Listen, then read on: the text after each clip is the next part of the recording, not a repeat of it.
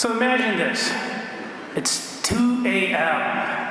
and you're in your car on your way to the emergency room with your friend who's in severe pain. So you're in a mad dash to get him to the hospital. But up ahead is a red light. You come to a complete and long stop, and you wait till it turns green, even though there's nobody else around.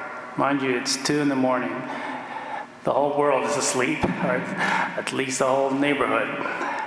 Did you follow the letter of the law? Absolutely. Because by law, red light means stop, and you did. But did you follow the spirit of the law? No, because you took the law so literally that you compromised your friend's life. Here's another example. It's a hot and humid summer day, and a grieving mother who has just lost her only son decides to go out for a walk. As she aimlessly walks around the neighborhood, she stumbles upon her church and decides to go inside and pray. Well, momentarily, the church attendant sees her and notices that she's wearing a sleeveless top and shorts, which is against church policy. The church attendant interrupts the lady's prayer and demands that she either put on something to cover her arms and legs or leave the church property. So did the church attendant follow the letter of the law? Yes, of course. But did she follow the spirit of the law? Absolutely not. Because she failed to show compassion and empathy to the grieving mother. Another similar scenario. At a Sunday Mass, a priest spots a young man wearing a hat upon entering the church. In an angry and rather arrogant tone, the priest yells at the young man and orders him to remove his hat. The poor boy hesitantly and embarrassingly removes his head covering, only to reveal publicly his unsightly head wounds that he suffered from an accident. Did the rigid priest follow the letter of the law? Certainly, he did, because our customs dictate that it is disrespectful, right, to wear a hat indoors, especially in church.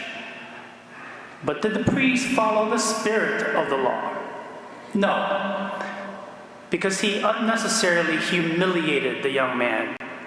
He could have approached the situation in a gentler and definitely more pastoral fashion. Rules and laws are important. They are necessary to achieve a sense of order and justice. But we must never disregard the deeper meaning or reason for the law.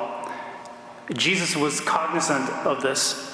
He knew and respected the Torah, but he lived the essence of the law, not the legalism of it. Jesus is the incarnation of the law of love, not the incarnation of legalistic rules and regulations. It's why Jesus circumvented the law on many occasions. And we know this, you know. He broke rules to show that people mattered more than rules. He cured the sick on the Sabbath. There you go. Whose phone is that? Please turn it off.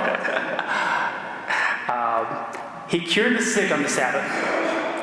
He socialized and ate with sinners and the outcasts. He treated women with respect. These were all forbidden, or at least discouraged by Jewish law. And the whole point of the law, as Jesus saw it, is to lead all of us to loving action. He didn't care that doing this made people mad enough to kill him. So much for the law-abiding Pharisees, by the way. When they left the synagogue, they went and plotted how they would kill Jesus. Where's the love in that, right? My dear friends, God calls us to be good, law-abiding citizens. and Christians who follow the tenets of the church and obey the Lord's commandments as best as we can. Jesus isn't telling us to be wishy-washy about rules and beliefs, but he is telling us that we must also live the spirit or the essence of the law in our everyday lives. We mustn't become too fixated on rules and technicalities and policing that we lose sight of why that particular law was created in the first place. When we become overly dogmatic and legalistic, it only establishes an us versus them mentality. And that is the division that Satan loves so much. So in the state of our world, we need the spirit of love and unity more than ever. Thank you for participating in this production of our virtual Mass. Your presence means so much. Every day, so many parishioners connect to OLPH through the digital ministry. The digital ministry is one of almost 80 ministries supported by the parish. That's why your support of the parish is crucial, so we can continue to have the resources to fund all of our ministries that touch the lives of many. Thank you for watching, continue to watch, and thanks again for your support.